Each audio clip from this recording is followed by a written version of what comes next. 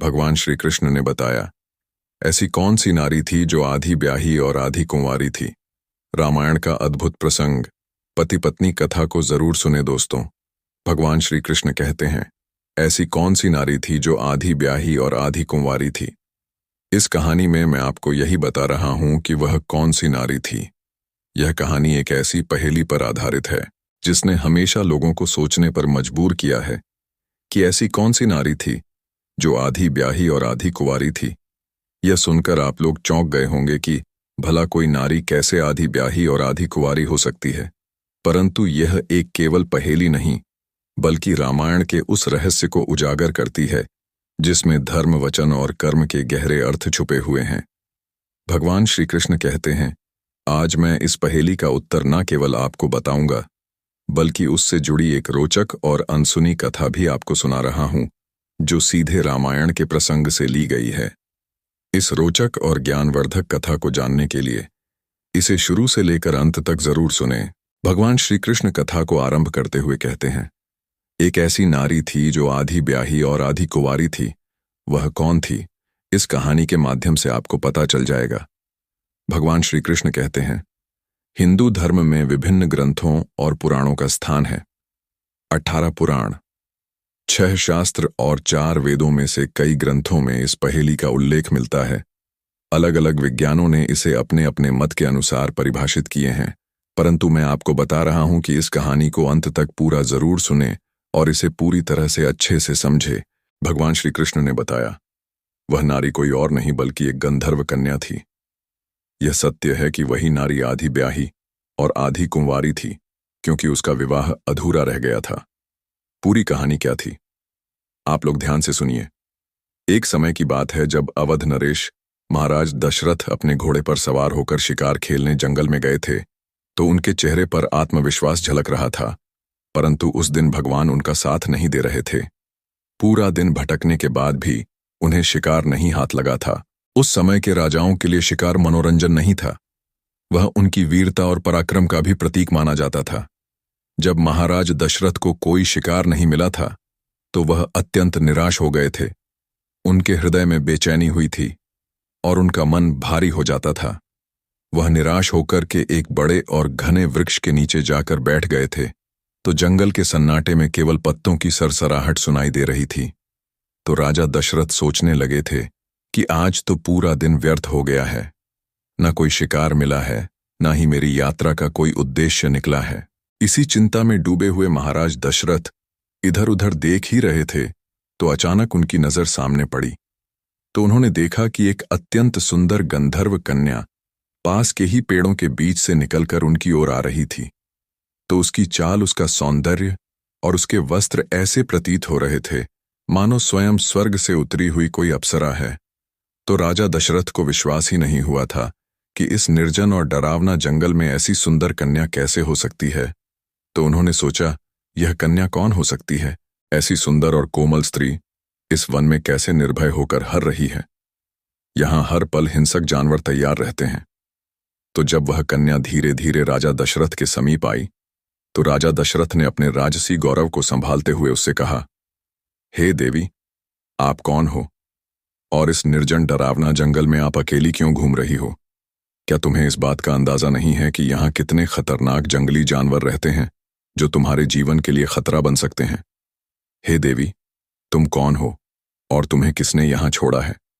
कृपया मुझे अपने बारे में बताइए। तो गंधर्व कन्या ने मुस्कुराते हुए उत्तर दिया, हे राजन, सबसे पहले तो आप मुझे यह बताइए कि आप कौन हैं देखने में। तो आप कोई महान योद्धा, कोई राजा लगते हैं। इस निर्जन वन में आपकी उपस्थिति मुझे विस्मित कर रही है। तो राजा दशरथ ने गर्भ से उत्तर दिया कि हे देवी, मैं अयोध्या का राजा दशरथ हूं। यह तो तुम जानती ही होगी कि राजाओं का कर्तव्य शिकार करना और अपनी प्रजा की रक्षा करना होता है। परंतु आपने अभी तक मुझे अपना परिचय नहीं दिया है। बताओ, आप कौन हो और इस वन में क्या कर रही हो? तो गंधर्व कन्या ने बड़े ही शांत और मधुर वाणी में कहा, हे महाराज दशरथ, मैं एक गंधर्व कन्या हूं। मेरे पिता ने मुझे पूर्ण स्वतंत्रता दी है कि मैं अपने लिए स्वयं कोई वर चुन सकूं। इसी कारण से मैं इस जंगल में अपनी योग्य पति की खोज में घूम रही हूं। तो राजा दशरथ को यह सुनकर बड़ा आश्चर्य हुआ था। तो उन्होंने कहा, हे देवी, तुम्हारे पिता ने तुम्हें इस खतरनाक जंगल में अकेले भेज दिया है। क्या यह उचित है कि एक पिता अपनी पुत्री को स्वयं अपना जीवन साथी खोजने के लिए निर्जन स्थानों में भटकने दे? यह तो पिता का कर्तव्य होता है कि वह अपनी पुत्री के लिए कोई योग्य वर की खोज करें। तो गंधर्व कन्या ने जवाब दिया, हे राजन, मेरे पिता ने मुझे यह स्वतंत्रता इस विश्वास के साथ दी है कि मैं अपने लिए सही निर्णय ले सकूं, और अब जब मैंने आपको देखा है तो मुझे महसूस होता है कि मेरी खोज समाप्त हो गई है। आप ही मेरे लिए वह उचित वर हैं। तो राजा दशरथ ने सुनकर थोड़ा हंसते हुए कहा, हे देवी, तुम्हारे साहस और हिम्मत की सराहना करता हूं, परंतु तुम्हें मेरे बारे में सब कुछ जान लेना चाहिए। मैं एक राजा हूं और मेरे खंडों पर मेरे राज और प्रजा का दायित्व है।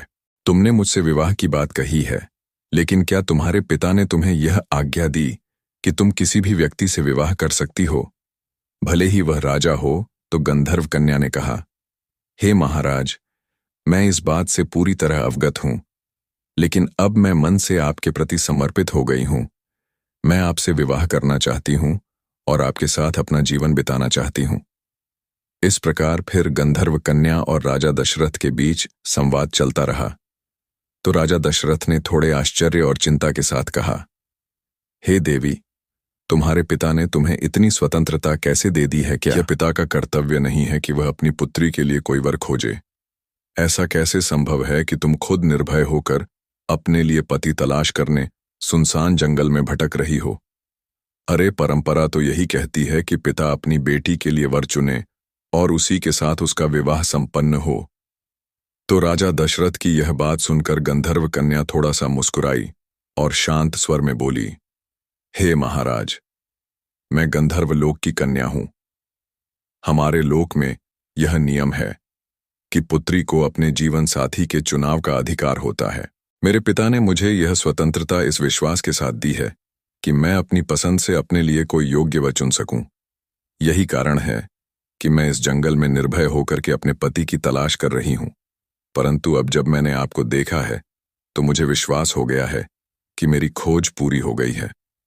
आप ही मेरे योग्य वर हैं। तो राजा दशरथ को गंधर्व कन्या का आत्मविश्वास और साहस बड़ा ही अद्भुत लगा था, परंतु वह थोड़ा बैंग करते हुए बोले, अरे, यह तो वही बात हुई जो आजकल के लोग करते हैं। कोई लड़का या लड़की एक दूसरे को पसंद कर लेते हैं और अगर घर वाले राजी ना हुए तो भागकर शादी कर लेते हैं। खैर, ये तो पुरानी बातें छोड़ो, मुझे ये बताओ, आपने मुझे ही क्यों चुना है? तो गंधर्व कन्या ने उत्तर दिया, हे महाराज, मेरे मन ने आपको चुना है। जब मैंने आपको देखा तो मेरा हृदय यह जान गया था कि आप ही मेरे जीवन साथी बनने योग्य हों। तुम्हारा राजसी व्यक्तित्व, तुम्हारी गरिमा और तुम्हारे भीतर की ताकत ने मुझे यह विश्वास दिलाया है कि आप ही मेरे लिए सबसे उपयोगी हों। अब मैं तुमसे विवाह करना चाहती हूं। तो राजा दशरथ यह सुनकर थोड़े गंभीर हो गए थे, परंतु उनके मन में भी उस गंधर्व कन्या के प्रति आकर्षण पैदा हो गया था।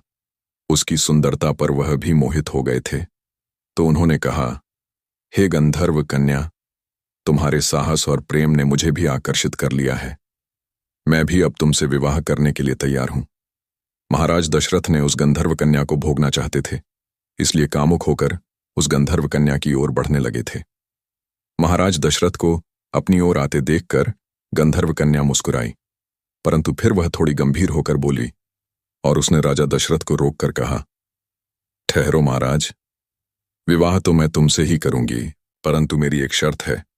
अगर तुम मेरी शर्त मानोगे तो ही मैं तुम्हारे साथ विवाह करूंगी। तो राजा दशरथ ने उत्सुकता से पूछा, हे देवी, बताओ, तुम्हारी क्या शर्त है? मैं उसे मानने के लिए तैयार हूं। यह सत्य है, कामी, लोभी और लालची जब अपने स्वार्थ में चकनाचूर होते हैं तो फिर वह अच्छे बुरे का परिणाम भूल जाते हैं। वह यह भी भूल जाते हैं कि भविष्य में इसका परिणाम क्या होगा, हमारे हित में होगा या दुख का कारण बनेगा। गंधर्व कन्या और राजा दशरथ के बीच संवाद के दौरान गंधर्व कन्या ने राजा दशरथ के सामने एक महत्वपूर्ण शर्त रखी। उसने गंभीरता से कहा, हे महाराज, यदि आप चाहते हैं कि मैं आपकी इच्छा को स्वीकार करूं और आपसे विवाह करूं, तो आपको एक वचन देना होगा कि मेरा पुत्र ही अयोध्या की गद्दी पर बैठेगा। यदि आप यह वचन देते हैं तो मैं आपसे विवाह करूंगी। तो राजा दशरथ ने इस बात को बिना ज्यादा विचार किए स्वीकार कर लिया था। उस समय उनकी कोई संतान नहीं थी। उन्होंने सोचा शायद इससे कोई संतान उत्पन्न हो सके। उनके मन में यह विचार आया कि एक विवाह के लिए यह वचन देना कोई बड़ी बात नहीं है। उन्होंने आत्मविश्वास भरी आवाज में कहा, हे देवी, मैं आपको वचन देता हूं कि आपका पुत्र ही अयोध्या की गद्दी पर विराजमान होगा। अब आप प्रसन्न हो जाइए। तो गंधर्व कन्या यह वचन सुनकर संतुष्ट हो गई थी। उसकी आंखों में एक चमक थी, मानो उसे अब अपने जीवन का उद्देश्य प्राप्त हो गया है। तो राजा दशरथ ने उसे भरोसा दिलाते हुए कहा, हे सुंदरी, अब मैं आपके पास तुरंत नहीं रह सकता हूं। मैं अपने राज्य अयोध्या लौट कर जा रहा हूं। फिर मैं बारात लेकर आऊंगा, तो हम वैदिक रीति रिवाज से विवाह करेंगे। इस तरह से आपका और मेरा विवाह पूर्ण हो जाएगा। अभी आप यहीं वृक्ष के नीचे विश्राम कीजिए, मैं जल्दी ही लौटूंगा। तो गंधर्व कन्या ने राजा दशरथ की बात मान ली थी। वह वृक्ष के नीचे बैठ गई थी और राजा दशरथ के लौटने का इंतजार करने लगी थी। उसने कहा, ठीक है राजन, मैं आपकी प्रतीक्षा करूंगी। मुझे विश्वास है कि आप अपना वचन निभाएंगे। तो राजा दशरथ ने उसे एक बार और अपने वचन को दोहराया और अपने घोड़े पर सवार होकर के अयोध्या के लिए रवाना हो गए थे।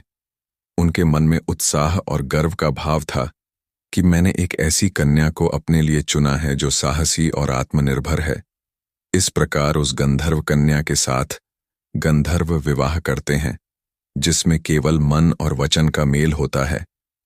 फिर राजा दशरथ और गंधर्व कन्या के बीच हुआ था, तो इसे अस्वीकार माना गया था, क्योंकि केवल वरमाला और वचन हुआ था। वैदिक रीति रिवाजों के अनुसार विवाह की बाकी रस्में अभी होनी बाकी थीं। राजा दशरथ ने स्पष्ट कहा था कि मैं बारात लेकर आऊंगा तो पूरी तरह से सारी रस्में निभाई जाएंगी, तो यह विवाह संपन्न माना जाएगा। और गंधर्व कन्या ने राजा दशरथ की बात पर विश्वास किया था और वृक्ष के नीचे बैठकर शांत मन से प्रतीक्षा करने लगी थी। तो राजा दशरथ अपने राज्य अयोध्या के लिए रवाना हो गए थे, यह सोचते हुए कि मैं जल्द ही अपनी नई जीवन संगिनी को सम्मानपूर्वक अपने महलों में लेकर आऊंगा। तो राजा दशरथ जब गंधर्व कन्या से वादा करके अयोध्या लौटे तो उनके मन में उत्साह था। तो उन्होंने तय किया था कि मैं जल्द ही बारात लेकर उस गंधर्व कन्या के पास लौटूंगा और वैदिक रीति रिवाज से विवाह संपन्न करूंगा। परंतु अयोध्या लौटने के बाद राजा दशरथ अपने राज्य कार्यों में और परिवार की जिम्मेदारियों में ऐसे उलझे थे कि धीरे धीरे वह वचन उनके स्मरण से धुंधला होने लगा था। तो राजा दशरथ के बारे में अधिकतर लोग जानते हैं कि उनकी 3 प्रमुख रानियां थीं, कौशल्या, सुमित्रा और केकई। 3 रानियों का उल्लेख जगदीश प्रमाण में प्रमुखता से किया गया है। परंतु एक और भी बात है जिसमें बताया गया है कि राजा दशरथ की कुल 760 रानियां थीं। जो रामायण में इस बात का वर्णन है, इन रानियों में से कुछ रानियां विशेष थीं जिन्हें पटरानियों का दर्जा प्राप्त था। यही कारण है कि रामायण और अन्य ग्रंथों में केवल इन्हीं का उल्लेख किया गया है। परंतु अन्य रानियां भी राजा दशरथ के जीवन का महत्वपूर्ण हिस्सा थी। उनके साथ राजा दशरथ का अलग अलग संबंध था और वह सभी उनके महल की शोभा बढ़ाती थी। जब राजा दशरथ अयोध्या लौटे थे तो अपनी 760 रानियों में खो गए थे। हर दिन महल में कहीं कोई उत्सव होता था तो कहीं कोई आयोजन होता था। वह अपने परिवार के साथ व्यस्त हो गए थे। धीरे धीरे गंधर्व कन्या से किया गया वचन उनके मन से मिटने लगा था। उनकी 3 प्रमुख रानियां कौशल्या, सुमित्रा और केकई हर समय उनकी सेवा में प्रेम में लगी रहती थीं। महल के अन्य काम का और प्रजा के कल्याण के कार्यों में राजा दशरथ इतने उलझ गए थे कि जंगल में वृक्ष के नीचे प्रतीक्षा कर रही उस गंधर्व कन्या का उन्हें ध्यान ही नहीं रहा। तो गंधर्व कन्या ने राजा दशरथ पर विश्वास करके उन्हें वचन दिया था कि मैं उनकी प्रतीक्षा करूंगी। परंतु इधर राजा दशरथ अपने महल के वैभव, रानियों के प्रेम और राजकाज के कार्यों में ऐसे मग्न हो गए थे कि उन्होंने गंधर्व कन्या से विवाह करने का वादा पूरी तरह से भुला दिया था। महल में उनके पास हर समय कोई न कोई रानी बनी रहती थी, तो कोई उनकी देखभाल करती थी, तो कोई राज्य की चर्चा में उनका साथ देती थी। राजा दशरथ को यह भी याद नहीं रहा कि उन्होंने गंधर्व कन्या से बारात लेकर लौटने का वचन दिया था। उधर जंगल में वह गंधर्व कन्या राजा दशरथ की प्रतीक्षा करती रही। हर दिन उसे लगता था कि महाराज दशरथ बारात लेकर आएंगे और मुझे अपने साथ ले जाएंगे। परंतु जैसे जैसे समय बीतता गया, उसके मन में निराशा बढ़ती चली गई थी। इस प्रकार राजा दशरथ जी अपनी व्यस्तता में गंधर्व कन्या के वचन को भूल गए थे और अपने वर्तमान जीवन में खुश रहने लगे थे। गंधर्व कन्या ने राजा दशरथ के वचन पर पूरा विश्वास किया था। वह उस वृक्ष के नीचे बैठकर उनकी प्रतीक्षा करती रही। हर दिनों उसे लगता था कि राजा दशरथ अपनी बारात लेकर आएंगे और मुझे अपने साथ ले जाएंगे। परंतु समय बीतता गया और राजा दशरथ अपने वादे को भूलकर अपने राज्य काज के कार्यों में उलझ गए थे और अपनी रानियों के प्रेम में खो गए थे। तो गंधर्व कन्या के लिए यह प्रतीक्षा असहनीय होती गई थी। उसने सोचा कि राजा दशरथ ने वचन दिया है और एक राजा का वचन कभी झूठा नहीं हो सकता है, परंतु वह अब तक क्यों नहीं आए हैं। इस सोच में डूबी गंधर्व कन्या ने उस वृक्ष के नीचे तपस्या करना आरंभ कर दी थी। वह अपने मन को शांत रखते हुए भगवान से प्रार्थना करने लगी थी। राजा दशरथ अपना वचन निभाए। कई दिनों और रातों तक वह तपस्या करती रही। उसकी तपस्या इतनी गहन थी कि उसने अपना शरीर तक त्याग दिया था और वही प्राण छोड़ दिए थे। इस घटना को मतंग ऋषि, जो उसी जंगल में तपस्या कर रहे थे, जब मतंग ऋषि ने देखा कि गंधर्व कन्या ने प्राण त्याग दिए हैं, तो उसके पास आते हैं और उन्होंने ध्यान लगाकर उसके जीवन के उद्देश्य और राजा दशरथ के साथ हुए संवाद को समझे।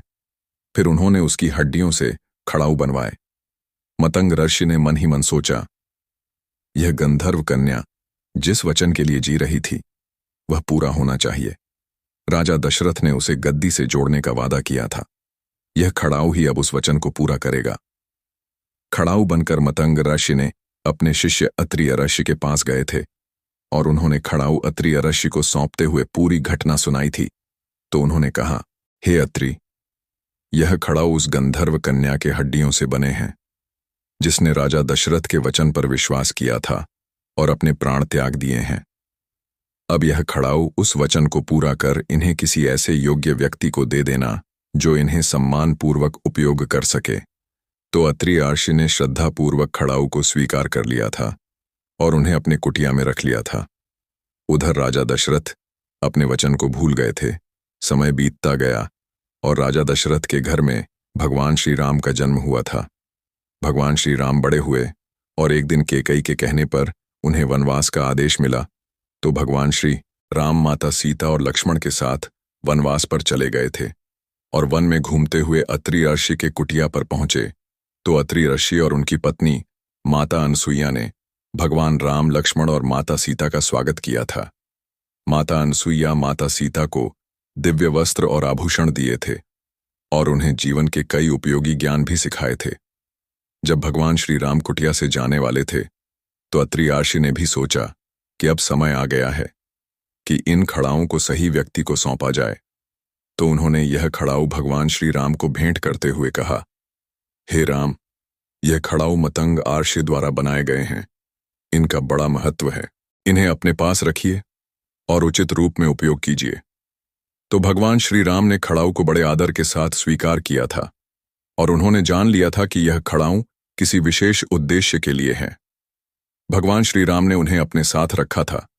तो वहां पर मतंग ऋषि भी आते हैं और मतंग ऋषि ने अपने शिष्य को बहुत ही धन्यवाद दिया था और कहा था कि तुमने जो यह खड़ाऊ भगवान श्री राम को दिए हैं, यही काम उचित था, इन्हीं को देना था। तो भगवान श्री राम ने खड़ाऊ जो थे अपने पैर में नहीं पहने थे, उन्हें अपने पैरों की जूती नहीं बनाया था। वह खड़ाऊ एक वस्त्र में लपेटकर अपने भाई लक्ष्मण को देते थे और कहा कि हे लक्ष्मण, इन खड़ाऊ को अपने पास में रखिए। इन्हें पैरों में नहीं पहनना है। आगे जंगल में नंगे पैरों ही चलना है। हम इन्हें पहनेंगे। नहीं तो यह सत्य है कि राम, लक्ष्मण, सीता जब चित्रकूट में मौजूद थे, उसी समय राम के वनवास के निर्णय से हर कोई अयोध्या में दुखी था। परंतु सबसे अधिक दुख भरत को थी। अपने बड़े भाई राम के बिना अयोध्या के राजमहल सुने लगने लगे थे। तो भरत ने अपने मन में ठान लिया था कि मैं भैया राम से मिलने चित्रकूट जाऊंगा और उन्हें वापस अयोध्या ले आऊंगा। तो भरत ने अयोध्या से चित्रकूट की यात्रा की। उनके साथ गुरु वशिष्ठ और कई अन्य राज्य परिवार के सदस्य भी थे। जब भरत चित्रकूट पहुंचे तो उन्होंने राम को देखा तो राम वनवासी बेस में थे और उनके साथ लक्ष्मण और माता सीता भी थीं। तो भरत ने अपने बड़े भाई को इस अवस्था में देखा तो उनकी आंखों में आंसू आ गए थे। तो भरत ने राम के चरणों में गिर करके कहा, हे भैया, आप यह सब क्यों सह रहे हैं? आप जैसे धर्मपरायण राजा को वन में रहने की क्या आवश्यकता है? अयोध्यावासी आपके बिना कैसे रह सकेंगे? कृपया आप लौट चलिए और राज्य सिंहासन पर बैठकर राज्य का संचालन कीजिए। मैं अयोध्या का राजा बनने के योग्य नहीं हूं। तो राम ने भरत को उठाते हुए कहा, हे भरत, आपका यह प्रेम मेरे लिए अनमोल है, परंतु आप यह क्यों भूल रहे हैं कि यह वनवास मुझे पिताजी के वचन को निभाने के लिए मिला है। धर्म का पालन करना मेरा सबसे बड़ा कर्तव्य है।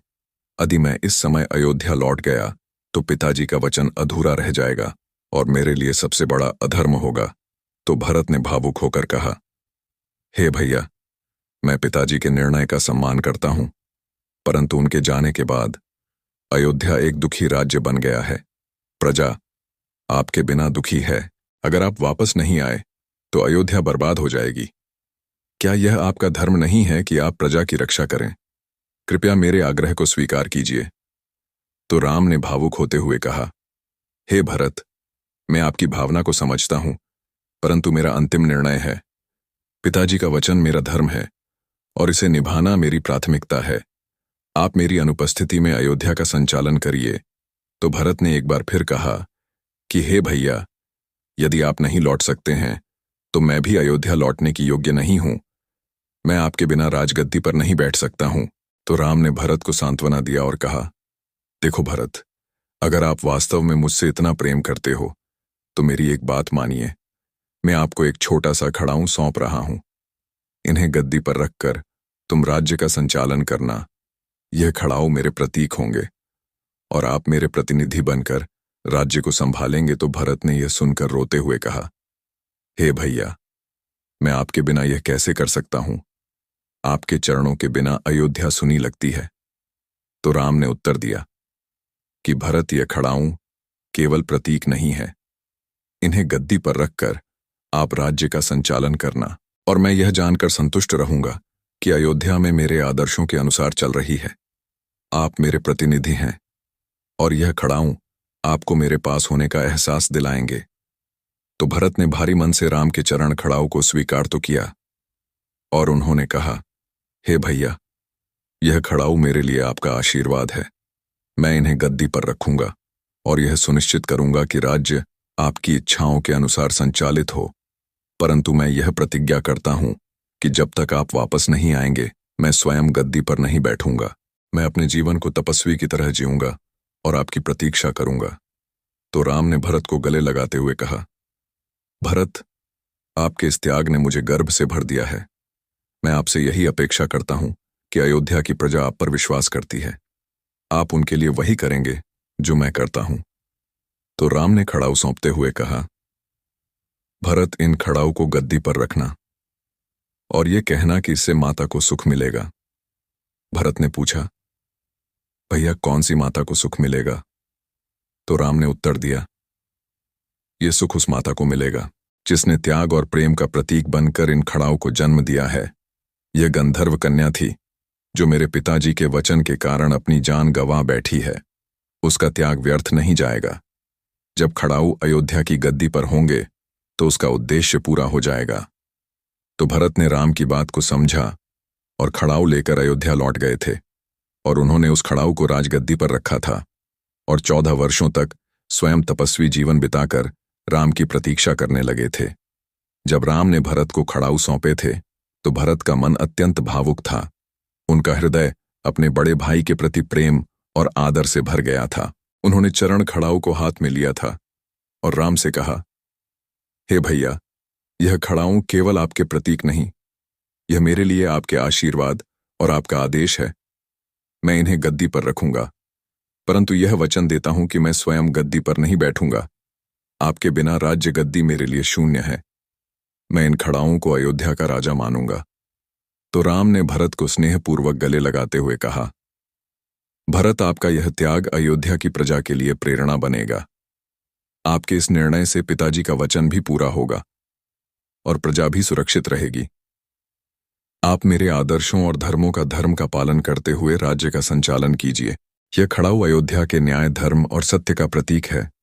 तो भरत ने उन खड़ाऊ को निहारते हुए पूछा, हे भैया, आपने कहा था कि इन खड़ाऊ को गद्दी पर रखने से माता को सुख मिलेगा। कृपया स्पष्ट करें कि आप किस माता की बात कर रहे हैं।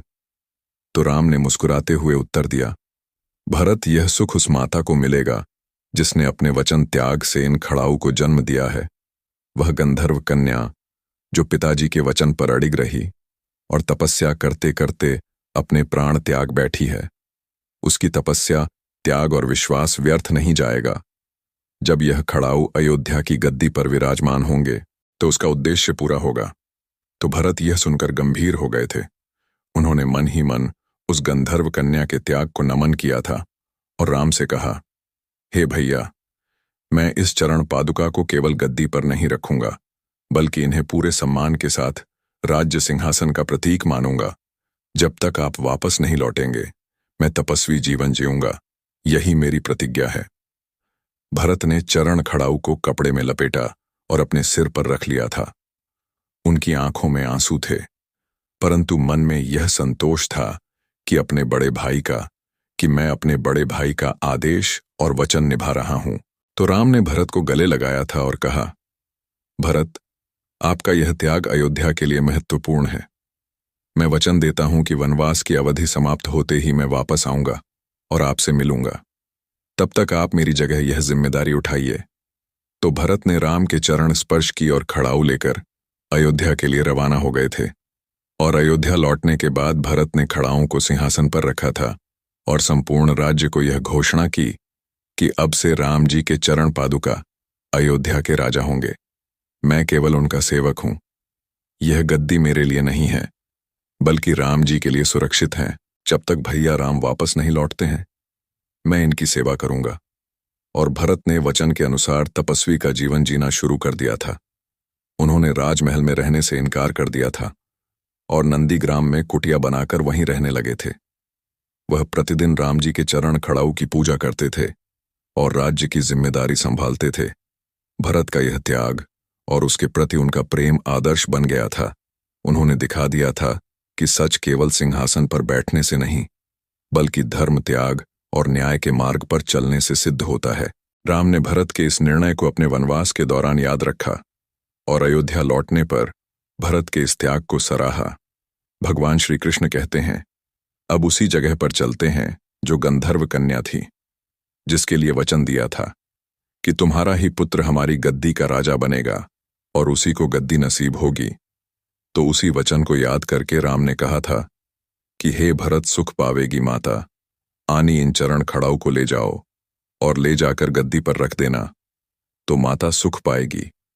वही गंधर्व कन्या को राम ने मां कहा था, उसी मां के लिए सुख मिलेगा। वही गंधर्व कन्या आधी ब्याही थी और आधी कुंवारी थी। भगवान श्री कृष्ण कहते हैं, कुछ लोग कहते हैं कि ताड़का के शरीर के हड्डियों के खड़ाऊ थे। यह अपने अपने मतों के अनुसार जो भी लोगों ने कहा है, वह उनके मत से सही होगा, परंतु मैं आपको यह रामायण से संबंधित बात बता रहा हूं कि वही गंधर्व कन्या जो थी, जिसने स्वयं वचन राजा दशरथ को दिया था कि तुम्हारे बेटे को ही गद्दी नसीब होगी, तो उस वचन को पूरा करने के लिए और अपने पिता के वचन को पूरा करने के लिए राम ने कहा था भरत से कि इन चरण खड़ाऊ को ले जाओ और गद्दी पर रख देना, तो मां को सुख मिलेगा। यानी उस मां के लिए बड़ा सुख मिलेगा जिसके लिए हमारे पिता ने वचन दिया था कि तुम्हारा पुत्र जो होगा उसी के लिए गद्दी नसीब होगी। अब उसके पुत्र तो नहीं हुआ, परंतु वह माता उसकी हड्डियों के बने यह चरण खड़ाऊ जब गद्दी पर रखे जाएंगे तो उसके लिए देखकर वह जहां कहीं भी होगी बड़ा सुकून पाएगी, उसके लिए सुख मिलेगा। ये राम ने भरत से कहा था। फिर उन्हीं चरण खड़ाऊ को लेकर के भरत चले आते हैं और 14 वर्ष तक वह खड़ाऊ जो थे महाराज दशरथ की गद्दी पर रखे रहे। उस गंधर्व कन्या की उन्हीं हड्डियों से उस खड़ाऊ ने राज्य किया और उसे बड़ा सुकून मिला। भगवान श्री कृष्ण कहते हैं, वह नारी गंधर्व कन्या ही थी। वह ऐसी नारी थी जो आधी ब्याही थी और आधी कुंवारी थी। यह इसलिए कि गंधर्व कन्या और राजा दशरथ दोनों के बीच प्रेम हुआ था उसी वन में उनका आधा विवाह हो गया था। जब राजा दशरथ ने वचन दिया था कि बारात लेकर आऊंगा और रीति रिवाज से विवाह करूंगा, परंतु राजा दशरथ दोबारा लौट कर नहीं जा पाए थे। वह अपने कार्यों में व्यस्त हो गए थे और उस वचन को भूल गए थे, और गंधर्व कन्या ने राजा दशरथ के वचन की प्रतीक्षा करते करते तपस्या शुरू कर दी थी। तपस्या करते करते उसने अपने प्राण त्याग दिए थे। उसी गंधर्व कन्या के हड्डियों से मतंग ऋषि ने खड़ाऊ बनाए थे। फिर वह खड़ाऊ उन्होंने अपने शिष्य अत्रि ऋषि को दिए थे। बाद में अत्रि ऋषि ने वही खड़ाऊ राम को दिए थे। राम ने उन खड़ाओं को भारत को सौंपा था। भरत ने उन खड़ाओं को अयोध्या की गद्दी पर रखा था और 14 वर्षों तक वही खड़ाऊ अयोध्या पर राज करते रहे। इस प्रकार गंधर्व कन्या आधी ब्याही और आधी कुंवारी रही, क्योंकि राजा दशरथ ने वचन दिया था, परंतु विवाह पूरा नहीं हुआ था। इस नारी को गद्दी का दर्जा इसलिए दिया गया है क्योंकि 14 वर्षों तक वह खड़ाऊ अयोध्या की गद्दी पर विराजमान रहे। राजा दशरथ ने वचन दिया था, परंतु उसने निभाने का भार भगवान श्री राम पर पड़ा था और दुख भगवान श्री राम को सहना पड़ा था।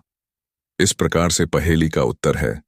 भगवान श्री कृष्ण कहते हैं कि आपको यह कथा सही और संतोषजनक लगा होगा।